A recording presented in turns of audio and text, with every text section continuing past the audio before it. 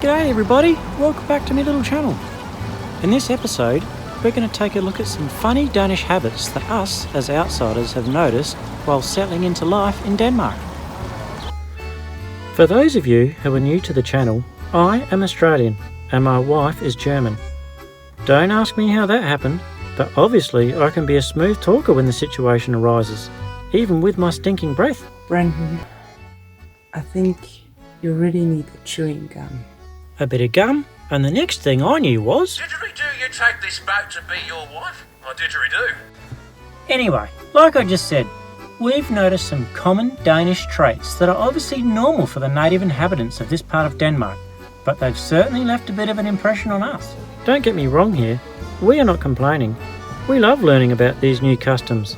After all, that is one good reason for one to move abroad in the first place. So let's have a little bit of fun with it, shall we?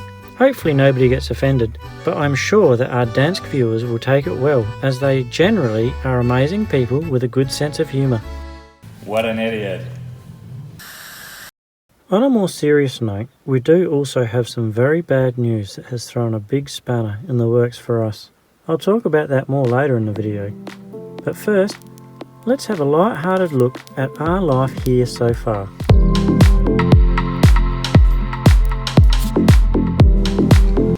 The first thing I think I might point out is birthdays and how they're celebrated here. Specifically, special birthdays, when one reaches a certain milestone in life. This can require seasoning, but we will get to that. Let's start with some of the more regular birthday customs. Of course, each year a Danish birthday cannot be celebrated without the Danish flag. This is the most common birthday decoration for the cake, the table, your desk at work, the birthday cards, and of course, the national flag should be hoisted high up on your own personal flagpole at home to remind the neighbours it's your special day. And let's not forget that the Danish flag is apparently the oldest unchanged flag in history. So the Danish people are very proud of the flag, and rightly so. The second thing that you do for the day, which I noticed is also a tradition in Germany, is that you should bring a cake or some other festive food to work to share with your colleagues to celebrate the big day. And if you're of school age, you'll find that your mother has probably baked a cake for you in the silhouette of your own person and then decorated it to resemble your own appearance. And you take that cake with you to school, and in the presence of your fellow students, you proceed to cut the head off before the rest of the cake is consumed. Then there's some more specific birthdays that we've noticed so far, and these are only just some of the things that we've noticed in the last few months of living here. There will be so many more traditions and customs that we haven't seen yet. But let's talk about your 25th birthday. If you manage to make it to the age of 25 and haven't been married by this stage, well, the custom is to throw cinnamon on you.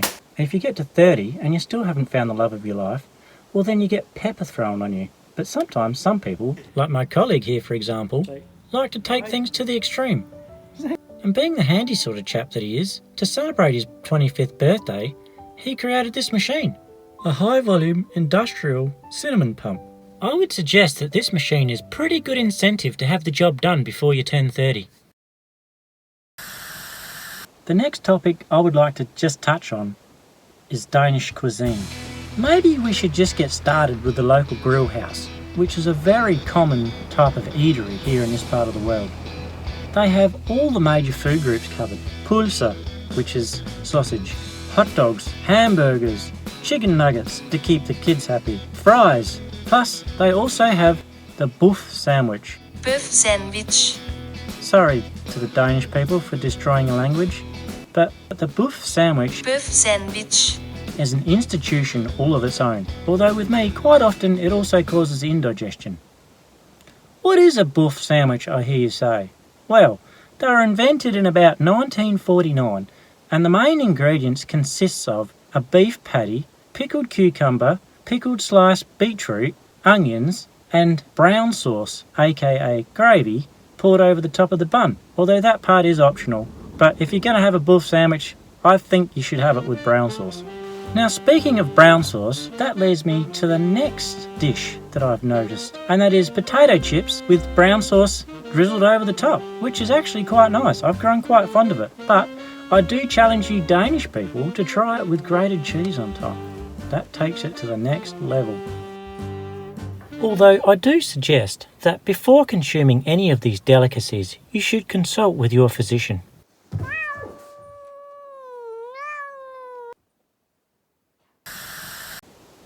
Now, my third observation that I would like to talk about in this video is in relation to driving habits in this part of Denmark, and more specifically the unwritten rule that once you turn off of the dual lane carriageway onto the single lane roads in the rural areas, there's no speed limit, apparently.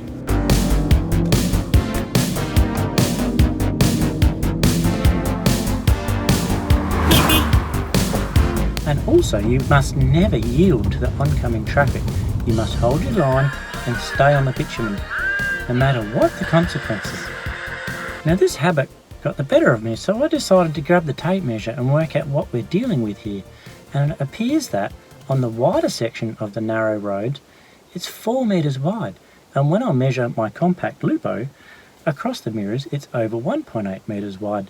And my wife's car is 2 metres across the mirrors. I don't know what I was worried about. There's actually plenty of room. Now I have to start driving like a dame.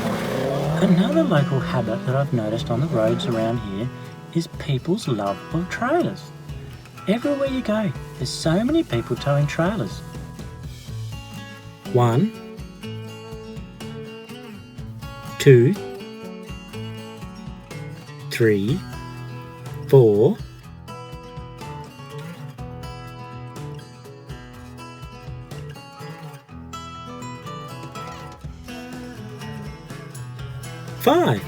5 trailers in 7 seconds.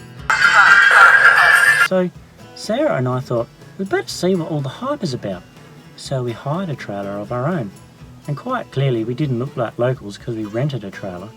But it did get our shed cleaned out, which is good.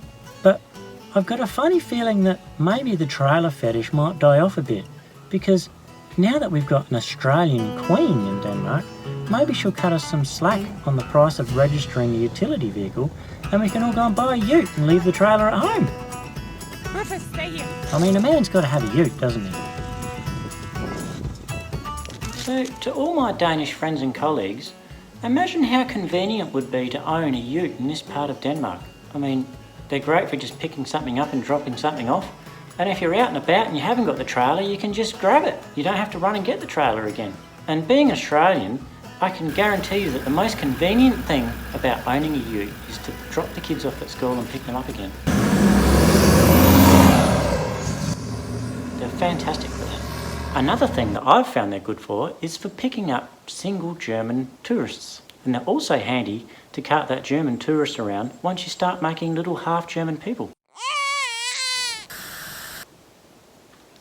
Well, I think I might end this episode here. Sorry it's a bit short and sweet, but I've got a short attention span and that's about my limits. I know I mentioned earlier that we've had a stroke of bad luck and I'm going to talk about it. And I think it's best if I make just a separate small video that I will post within a day of posting this one, just to keep it separate. But we'd muchly appreciate it if you got a bit of time to watch that one too.